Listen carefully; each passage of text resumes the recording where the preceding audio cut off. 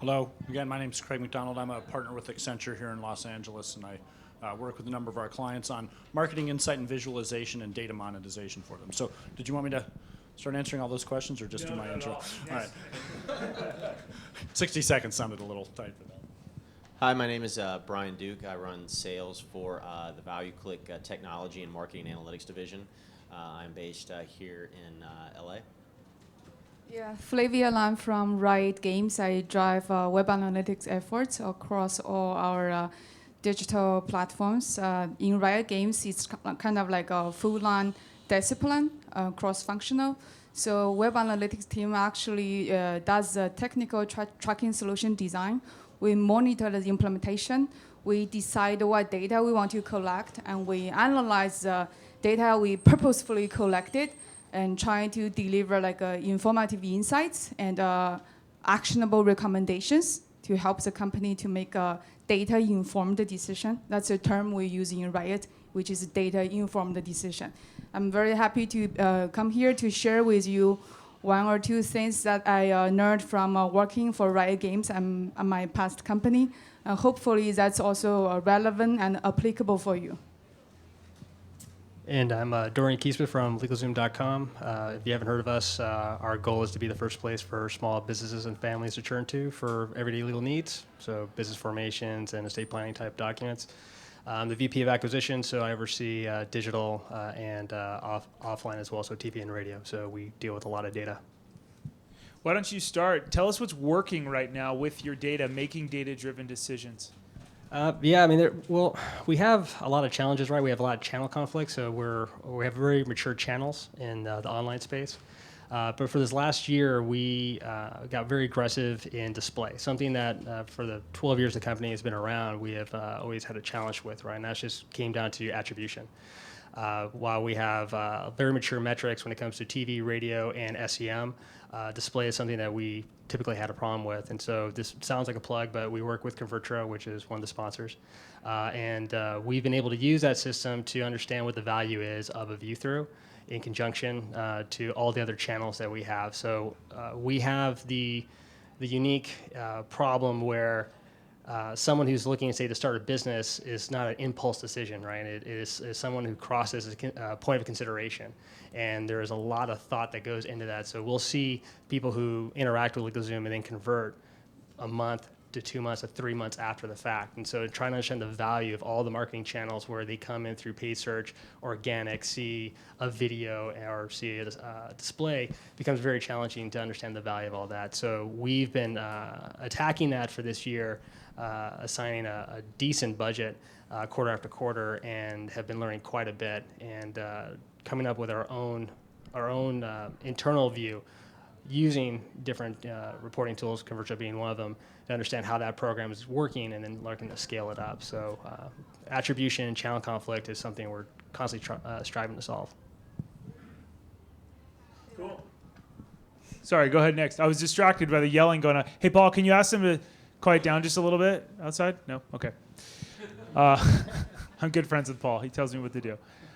Yeah, Riot Games, we actually say that we want to make data-informed decision. I guess the term like data-driven decision is just perceived a little differently in each organization. But it doesn't matter we call it data-informed or data-driven. I guess all the organizations, this is a trend that we are trying to utilize data to make a good decision. Like a couple years ago, there's a lot of frustration. I guess everybody have heard of HIPPO decision making. How many people have heard of a HIPPO, right? Highest paid people's opinion in the past was like a kind of a dominating. We see a lot of on blog or forums, but these days you heard more about like how we set up our analytics team, how we what kind of analytics tool we should choose, and what kind of analytics approach we should take. So I'm someone coming from analytics team, so my perspective, what's working or what's not may be a little different. So I found what's working. HIPPO obviously is no longer working that well because HIPPO is like the leaders have a great business instinct, but they also need the data to assist them. Not only use instinct, but also use what's proven or disapproved to help the future decision making. Well, I found if any of the organization is doing the following three or one of the three, and this company is absolutely on a good track to make to be successful on making data-driven decision. One is that enable your analyst or your analytics team to really help you to ask the right business question. So you are not asking them about the metrics. You are asking them to give you an intellectual analytics approach. Like you are not telling them, I just wanted the bounce rate, but instead you tell them the story behind why you want the bounce rate. So they may come up with something in addition to the bounce rate, there's a better metric, measure what you really, the insights that you really want to have.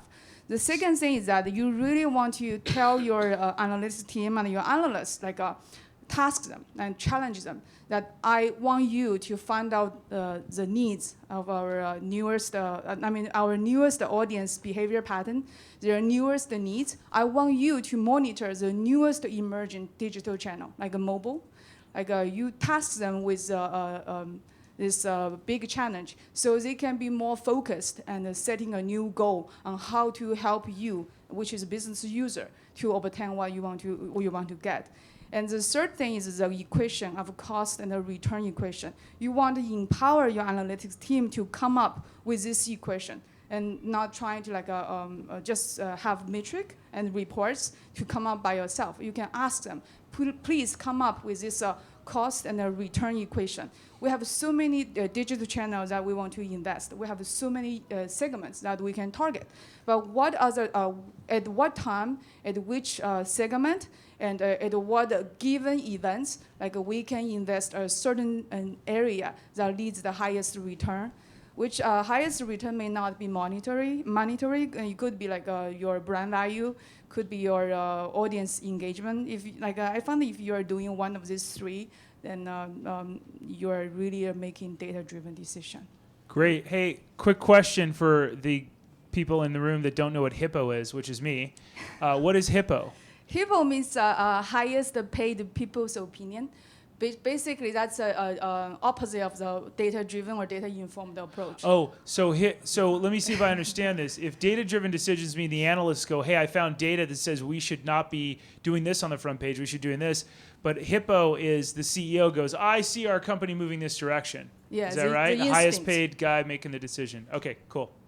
All right, that was very helpful. Thanks. Brian, next. So at ValueClick, we work with a lot of different clients across a number of different verticals, brands directly, agency holding companies, independent agencies.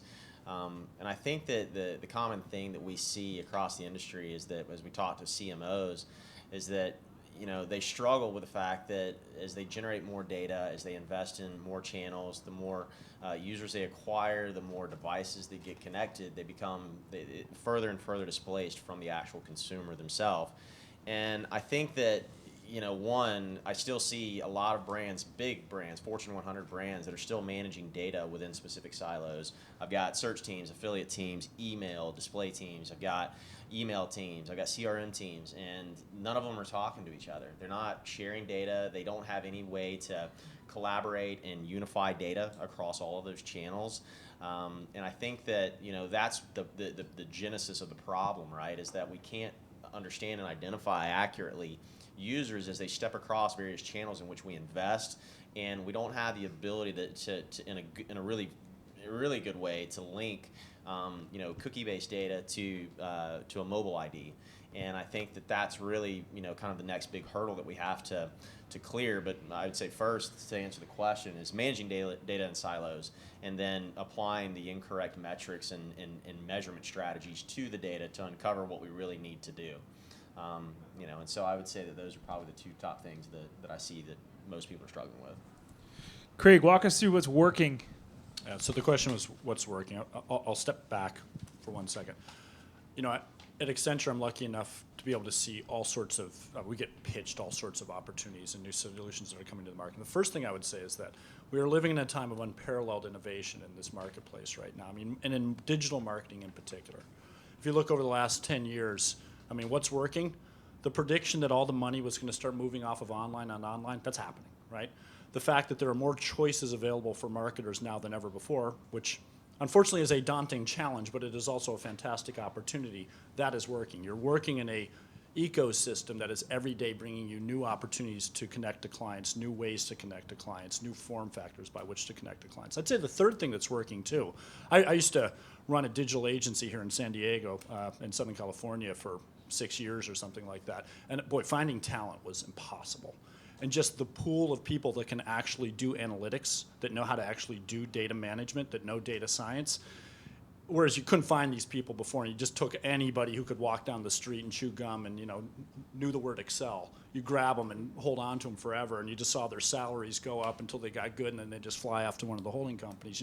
That ecosystem's starting to get deeper, and so getting talent to do this type of work is getting better. It doesn't mean there's not significant challenges, but those are the things I'm seeing that are working out there right now. And again, at Accenture, we're seeing the clients. I'd say the last thing is that we mostly work with Fortune 1000 types. One of my clients is one of the big telcos here in the United States. The other thing that's starting to work is it's starting to get through to marketing, largely because of a draconian need by all big companies to control cost and to be more efficient with what is in most cases the largest discretionary budget in a company, the media budget or the marketing budget. Because they're under such draconian pressure to make that, squeeze every last penny out of that, they're getting it. They're realizing data has to be an asset. My ability to differentiate is not going to come from being big and having a big brand. It's going to be from being good with data and knowing how to organize that. Now, they have by no means gotten an end job on this issue, but at least they know it's something they got to start working on. We're seeing the investment come into this, gangbusters. It's the fastest growing area of Accenture right now. Yeah, I would say on that too, McKinsey put out a study probably a couple years ago talking about the shortage in people that have a quantitative background, and that, I think you're starting to see that CIOs, the legacy CIO position is really shifting to more of an analytics officer, someone that does have the quantitative background, because after all, it is about managing information. And so, understanding that you have to have a specific skill set in order to manage data, to apply the correct analytics to the data. That's I think that some certain companies that I've seen are starting to move that way, and it's paying a lot of dividends to them. Hey, Dorian, walk us through what isn't working right now. Well, I think the biggest problem, and a lot of us have talked about before, there's just a lot of data we have, right? So what's interesting about the comment of the CIO becoming more of the analytics person, what's adding to that problem is the CMO is becoming the technology person in the company, right? So there's tons and tons of third-party tools that everyone's using for their marketing activities, right? For measurement, for actually pushing your media out, tracking, and so there is, in addition to the channel conflict that naturally resides in any company that has big budgets and it's doing TV and radio and doing display and search, is that you have different KPIs, different reporting for all these different systems, and everyone reports in silos. And then you have the classic problem where you're, say, very mature and you have diminishing returns. The CEO is like, okay, we have an extra $2 million to spend. Like, where do you spend it, and how do you know you're getting that return on investment, right? And so, I think a problem, and it's going back to you can't find the right talent, is you have different systems, different tracking, different reporting. None of it is universal. None of it plugs and plays very nicely. And I think everyone is feeling that type of pain. Internally, since we've had a challenge finding people with analytical backgrounds, we've nicknamed them purple squirrels, because you just can't find them. It's so difficult. We'll spend a year trying to find a good analyst. And so it's not working for us at all. The talent is not there. Yeah, what's not working?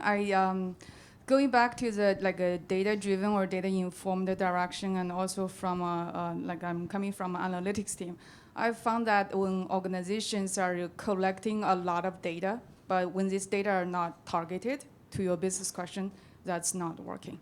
It's like you can, there's two kinds of tracking tools on the market. One is very customized, tailored, but you need to be able to know what to do to be able to tailor and to customize the tool. Then everything come out of this tool is like you programmed this robot to collect specific things that you want to collect. Then in those cases, your data is very, very focused on your problem and answers exactly that what you're asking. Another type of a tool is like collecting everything. Like in addition to traffic, they collect a lot of out-of-box metrics, which isn't really tailored to what you need. And you could find that these tools are really, really fancy. You have a lot of data, but you just don't know where to put them into use. I found that that's not working. That's why like, earlier I mentioned the 3 things, like really be able to communicate it to your analytics team. What is your business question? What is the story that you want to tell with data? And what is the insight that you want to obtain? So that way, of course, that maybe some of the, in some of the company, the analytics team is still maturing, but still encourage them to go that route. The earlier you can be benefited from helping them to grow, and they'll help you to grow, and really have targeted data centered on your business question, and everything is about your core goal. What is your business goal? And break down that in detail. And looking at the timing, looking at the segment, really be able to go into details of each channel and each segment, and be able to tell if I do this, I'm going to be successful on that. Because making data-driven decision eventually comes back to with data's suggestion, what do we do next? What do we do next? And should we keep doing what we're doing? So that's, yeah, I found, yeah, that's what I think. That's a good quote. With the data's suggestion, what should we do? I think that's kind of a key takeaway. Forgetting what everybody else in the room says. That's really cool. Very, very helpful. Brian, what's not working in the industry right now, or at least what you're seeing? Right. I would say that legacy metrics or how we actually buy media based on a CPA or a CPC basis, I'd say it's not working. And I think any statistician that has a solid background will absolutely agree with me. How are we structuring contracts, and how are we motivating our media partners? I talk to a lot of marketers that say, well, I only pay for performance. And I'm like, oh, really? Well, tell me about that performance that you're actually paying for. Well, we only pay on a CPA basis, and, we only pay for people that actually perform a specific type of action. And you start uncovering what that actually is, and you really find out that, what am I really motivating my media partners to do? I'm motivating them to go and find people that have exhibited a lot of intent in their hand raisers because they've come to my site, they've filled out a shopping cart, and then they abandon at some point. And so it becomes a race to pepper that person with as many ads as possible right before they convert. So I can hope to be the last ad seen and the last ad clicked right before that happens. And that in absolutely no way is indicative of incremental value being created. You're just fulfilling a demand, and that has some value, but what is that value really? And I think that you could talk about CPC the same way, and I see that a lot of people that buy on that particular type of model, I ask them flat out, I say, well, tell me, what is the decaying rate of conversion on those clicks? And I just get blank stares, and they can't even answer the question. And I say to them, so assuming there is a decaying rate of conversion on the click, you're one of two things is happening. Either A, your e-com team, and I love it when I ask this question if the e-com team is actually in the room, is doing a poor job of converting users at that point, or your media partner is just shoving a bunch of garbage through the door. So I think it's ultimately, we have a singular economically rational goal as advertisers. It's just to generate incremental sales from ad spend. I think we can probably all agree on that. And, that's to say that sales that wouldn't have happened, in the absence of the marketing presence. And so that's a lesson in causal inference, and that's a lesson in a statistical conversation that's not being had. And so, again, these legacy metrics on how people are buying media are not working, because your media partners are going to optimize to the letter of the law. They're only doing what you're asking them to do. And so it's not their fault, and it's not necessarily the advertisers or the agency's fault, because they've never had a way to use data in such a way to uncover that. I'm kind of excited. I'm overwhelmed by what you just said, but I'm really excited. True story. I'm just like a regular dude, but loves looking at Excel, but you just kind of blew me away. So, Craig, talk to us about what's not working. Give us some tactical tips. What's not working right now? Okay. Can I ask a question first? Yes. Because I prepared my answer. I love it. Okay. Yeah. So before I came to Accenture, I was running marketing for Bing, Microsoft search engine. Before that, I worked at Google. And I remember going through, everybody here saw the internship. I remember going through nuclear training before I got my little beanie with a little thing on top of it. And when I was going through training, Susan Wasicki, who runs monetization for Google, was giving a presentation to all the Nooglers that day. It was her turn. And Nooglers? Nooglers. That's a new Googler? Yeah. That's cool. You have to see the movie. I haven't seen the movie. Who's seen the movie? Raise your hand. Intern. Less than 10% of the people in the room have seen it. It's That's not that cool. good a movie, but Noogler. There you go. it's not that good a movie. You can Somebody determine tweet that that. on your own time. So I asked the question to Susan. I said, "Who's our biggest competitor?" What do you think she said? What do you think? Who do you? And for those of you who were here from Google before, you can't answer this question. But who do you? This is 2 years ago or 3 years ago. But who do you think Google at that time thought was their bigger competitor? I think they may still do so today. That's Somebody the right said answer. somebody said Facebook in the back. Now the big question: why? Scale. No, Google's said- much bigger than Facebook. May win more hits, and they make a hell of a lot more money. Who doesn't use Google globally? They have 90%, 95% market share globally. Is it the amount of time spent on the website? No, just in the interest of time, close, but no. The reason wasn't Larry Page used to can't use hear him? this in our Friday morning meeting. Can you guys hear him? Your microphone works. None of the microphones are working? I can talk in closer. What are you saying, Paul? So I could actually use the microphone, and that might help. Hold it close to my mouth. But you know, the reason that Facebook was considered the competitor is Larry would say, if somebody goes to Google and they type in the word, I'm looking for a restaurant, or I'm looking for a restaurant, right? I'm going to serve up a series of ads. Ruth's Chris Steakhouse, the pizza place, the Indian place, yada, yada. Facebook, though, knows if you're a vegetarian because they see the context of everything you're doing, right? And so they would know, don't serve up the Ruth's Chris Steakhouse ad, serve up the vegetarian Indian place down the street because they know location, all the rest of that stuff. And I'm only using that story to say, you know, what's broken is that though I do see marketing organizations finally investing in data, finally investing in analytics, finally doing all this stuff, I see a lot of them missing the point.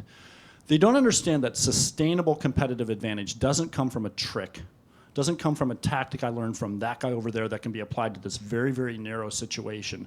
It's about creating a systematic way to know more about consumer intent than my competition. I was over in Paris last week and I was giving a presentation to the CMO of one of the major French banks. And I was making this exact point because he was asking us, in the world where the bank is now in my pocket, but we still have all of our money trapped up in a branch system and in ATMs and all that stuff. How are we going to win this battle against PayPal and against Amazon, against all these other places? And I said, you're not unless you systematically change the way you think about your clients. And you have to have an information advantage over your clients. And if you don't do that, the whole thing will never work. It'll never work. You can never make the analytics smart enough if your competitor has just better damn data about what the consumer intent is.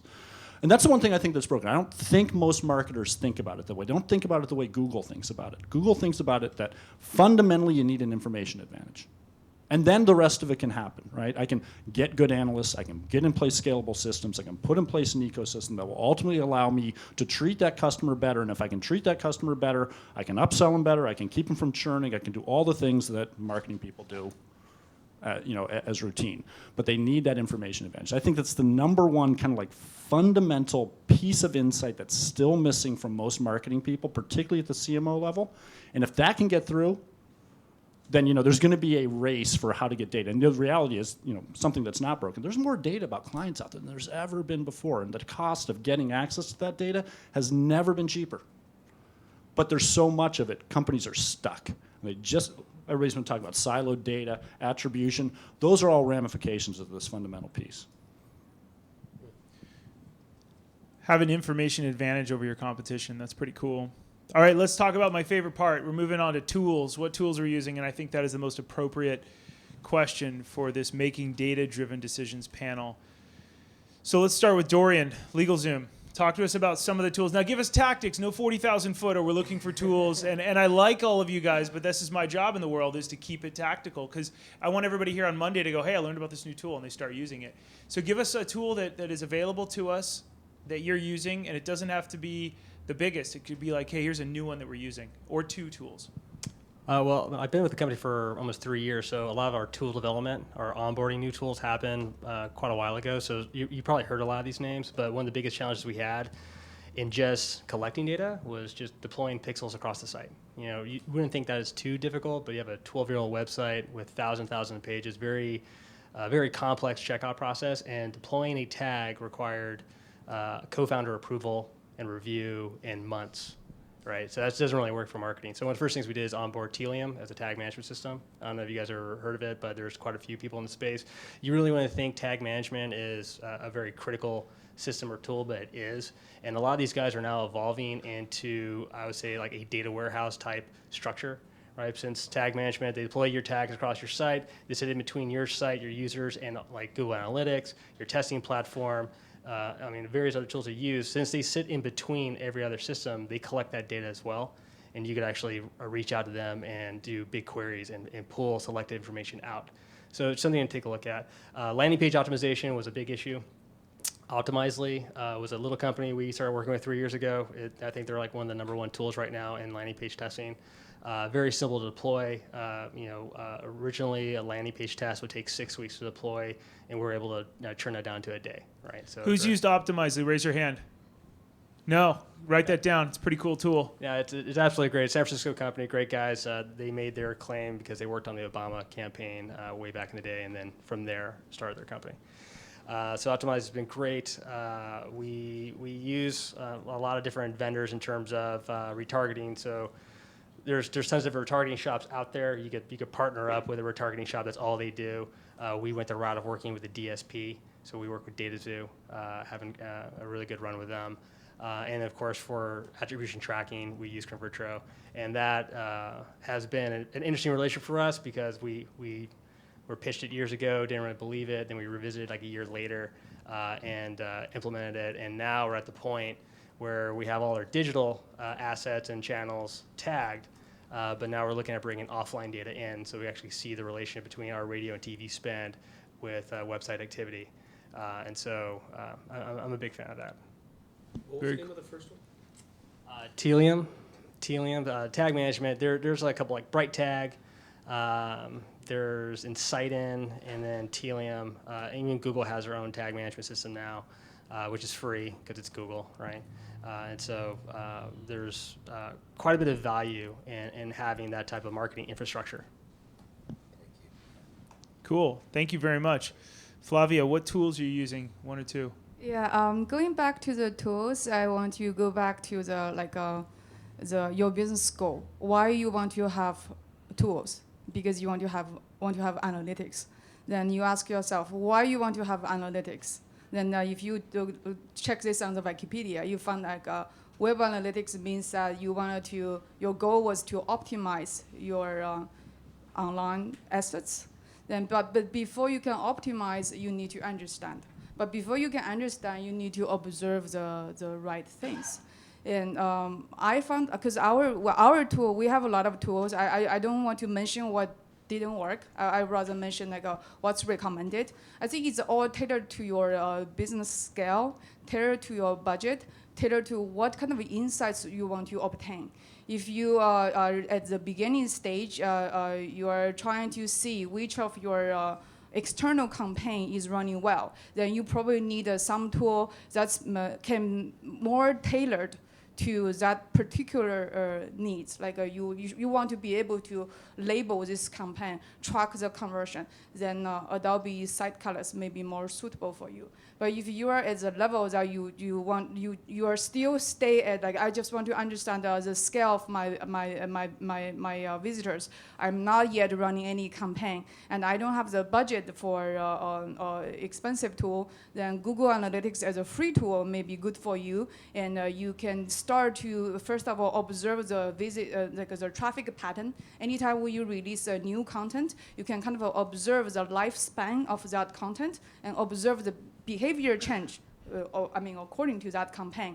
Maybe your tracking hasn't been released to go into your conversion, or your revenue or any other success events that you want to lead to. But you can observe that with your web traffic pattern change. Depends on what kind of scale you're at. I'm a fan of able to customize the tool, use the tool to do exactly what I'm doing. So I'm not I'm not linear towards having a tool or have a lot of out-of-the-box feature. I like to be able to control the tool like control the robot, so the tool does exactly what I want this tool to do, and collects the data exactly tailored to what questions that I want to answer. Adobe Sidecast is a powerful tool. Very could be expensive for you. Depends on your budget and your development. Google Sidecast, Google Analytics is free, and an important tool would be like because when we talk about optimization, then we go back to the testing tool. And again, Adobe offers a test on target, which is a pricey tool. And you can find a free tool like a Google Optimizer. These are all tools like you can choose to use. So I will be glad to discuss with you guys more if you have questions after this. Yeah. Cool, thanks. Brian, what tools are you using? Well, the idea being data-driven, I think it originates with having clean data, meaning that data is it's normalized, it's classified and categorized in such a way that we can actually understand it, and so that it's the same coming out of the system as it is going into the system. And I think that's a big problem that a lot of the DMPs struggle with today. So we use a lot of things. We use tag management systems to manage things on the site. 99% of the data occurs off of the site. So we use ad servers to track multi-channel event level data at the cookie level. We use Greenplum for our data warehouse, which is essentially distributed Hadoop, if you are familiar with that type of architecture. Once the data is cleansed and in such a way we can use it, we use tools like Hive to query the data. We use R statistical modeling packages to build the experiments. Then we use Tableau for visualization. And that's pretty commonplace kind of stuff. I mean, there's nothing exciting about that. It's really more about the people that are using the tools, which is the much more critical part of this than anything else. Very cool. Craig, what tools are you using?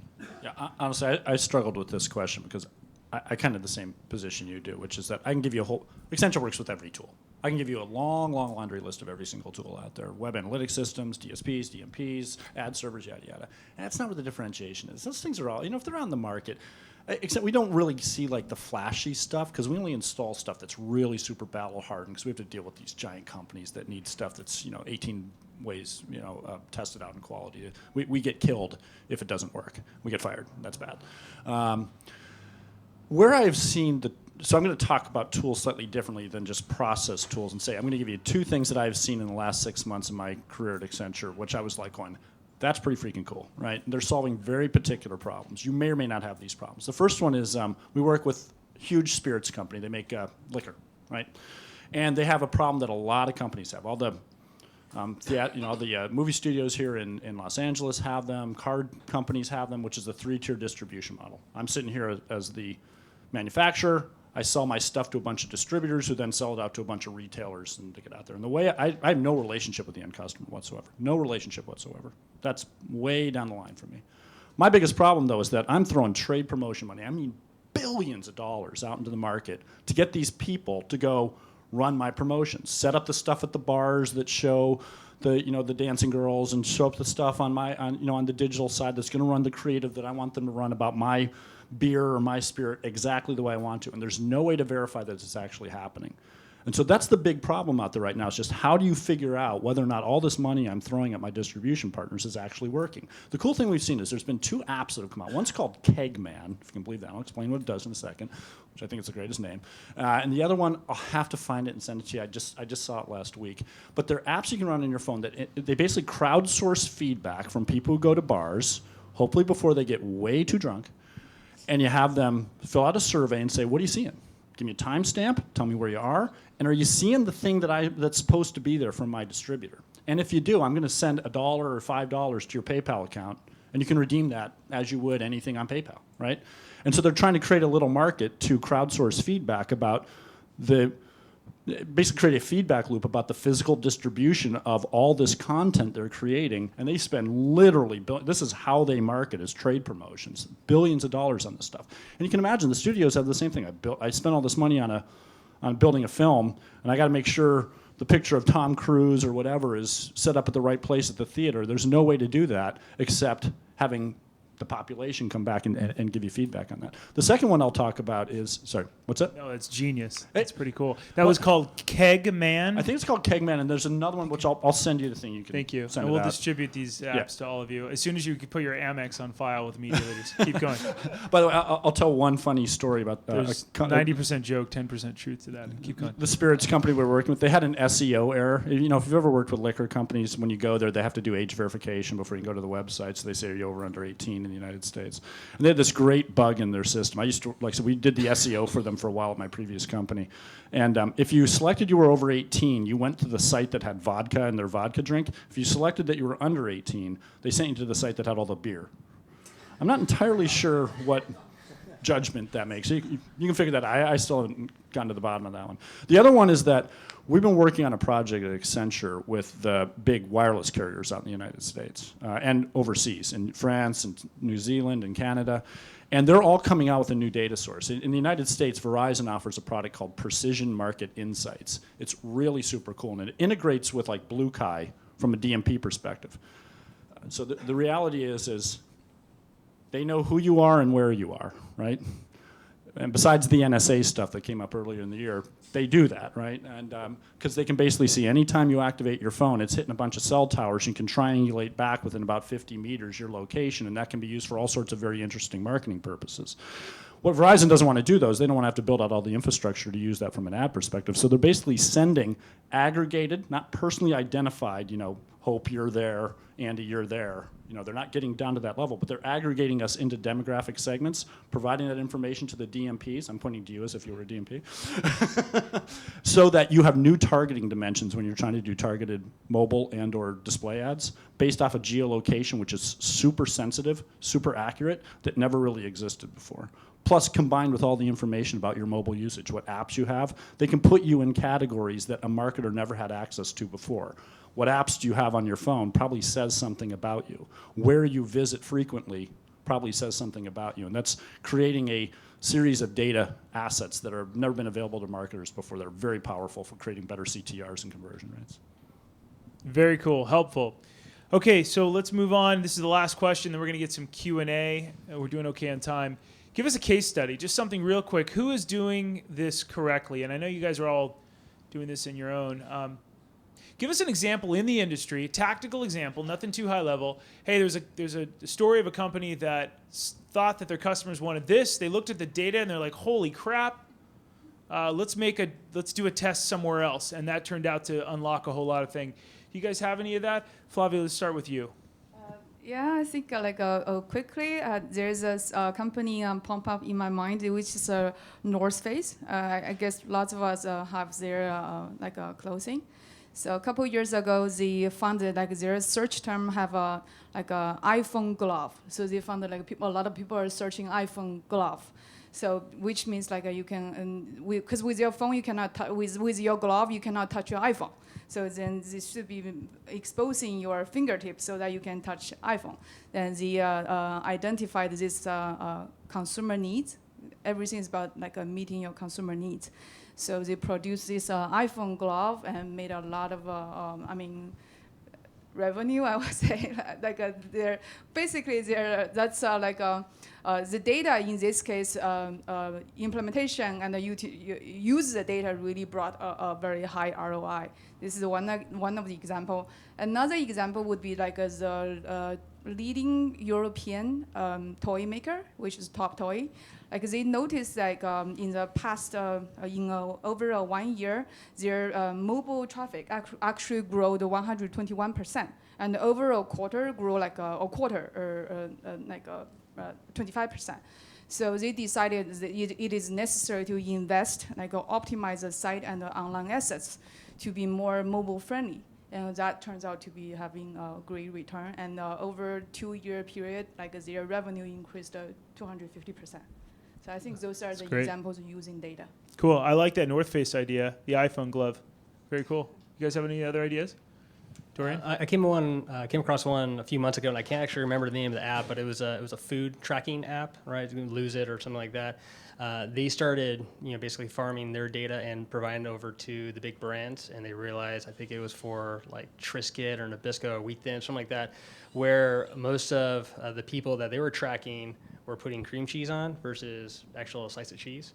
So they actually changed the packaging that they display in the stores, because the whole time their packaging had a slice of cheese on it, and they realized nobody was really eating it that way. And so I thought that was actually a really interesting use cool. of data use from an app that people enjoy using to track their weight. That's very cool. Craig? Are you is anybody here familiar with the Target example of the pregnant teenager? Anybody heard that one? I mean, that's classic. Right? This is a good one. You got to tell this. This is a good one. Has anybody raise your hand if you've heard of it? You've heard of it? About This is not an seven urban of myth, us. but- This is a good example. Yeah, so, if you're a retailer like Target and you have the little affinity cards, they basically track every single purchase that you make. They can associate with you and your name and as a household, et cetera. And they, if I remember the story correctly, they started getting this couple had a child who was like 15, 16 years old daughter, and the Target started sending them solicitations for all these pregnancy-related products, feminine hygiene products, et cetera, because they were monitoring the affinity cards and what people were purchasing, and the daughter was using the affinity card, and the thing was is he kept writing to Target saying, "Why are you sending me this stuff? Your algorithm's way off. You can't possibly mean our family, because my daughter's certainly not pregnant." Turns out she was. And Target knew more than the parents did, because they could see what people were buying. And the issue with that type of stuff, we had the same rule at Google, which was, don't be creepy. And I think they thought Target was on the creepy side of the line, but they were actually on the right side of the line if you go that way. So. I think Amazon, I sat down with some gentlemen that were in the data business, and they said Amazon had to detune their recommendation engine because it was getting creepy, how the suggestions that it had. And we could probably Google the Amazon recommendation engine. I think there's a whole case study on that as well. Anything else, Brian? As far as case studies, there's a tax preparation software company that I work with, and I think that they've done a really good job as far as not making assumptions about who their audience is. They had been buying media the same way for years and years and years and years, just making guys essentially mapping their CRM file to their media vendors and saying, these are the types of people that are my customers. I want you to go out and segment that audience and buy it for me. Well, they failed to realize that there are entire populations of people out on the web that are on the fringe of their customer file that if you were to put ads in front of, that you could generate incremental value, people that you had never otherwise considered before. And so we did a study for them, and we found that over the period of this past tax season, they spent around $50 million in digital, and they only made about $15 million bucks. So it was a waste of 35. Conversely, you're able to isolate, or we were able to help them isolate, roughly 20 million in revenue for people that were never shown ads over the entire tax season, and so it's now a conversation with how they now manage their media. So I think Avis is doing the same thing. Macy's, we don't work with them, but I know those guys pretty well, and they're doing a lot of the similar things to uncover these new sources of revenue. So again, you get yourself into trouble when you start making assumptions about things, and so it's better to go out and prove it. Cool. Let's do, we've got time for 2 questions, then a quick break. Who's got some questions? Yes? Yeah, I've got a question for Brian. You mentioned that cost per click and CPA, that's not a good way to buy media anymore. What is a good way? So the question for the video, Sure. people watching the video, the question was the cost per click and CPA Sure. are no longer a good way to buy media or to look at that. Is that right? Did I get that question right? Yeah, just on a comment. And then what is a good way? Yes. So typically we've said to our clients, it's either you go fully on board with an analytics solution that can prove out the incremental value being created across the entire media plan, not just within display, and you do that, we typically make the suggestion that you go to a flat CPM. And in a lot of those cases, we tell the media vendors, hey, you can go run the campaign any way you want to. We don't really care. Because you're going to be measured on the incremental value that you're bringing to the table. And if you can get with the program and optimize accordingly, you'll get more money on the media plan. So typically that looks like a restructuring to flat CPM and just running it how you want to.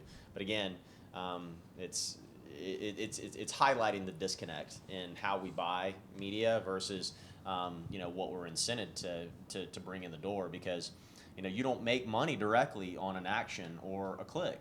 And I used this example with a client recently who's in the car business. And I said, if I'm walking onto the lot with a cashier's check to buy one of your cars, and there's some dude, with a poster of that car standing by the administrative office, should we pay that guy for the sale?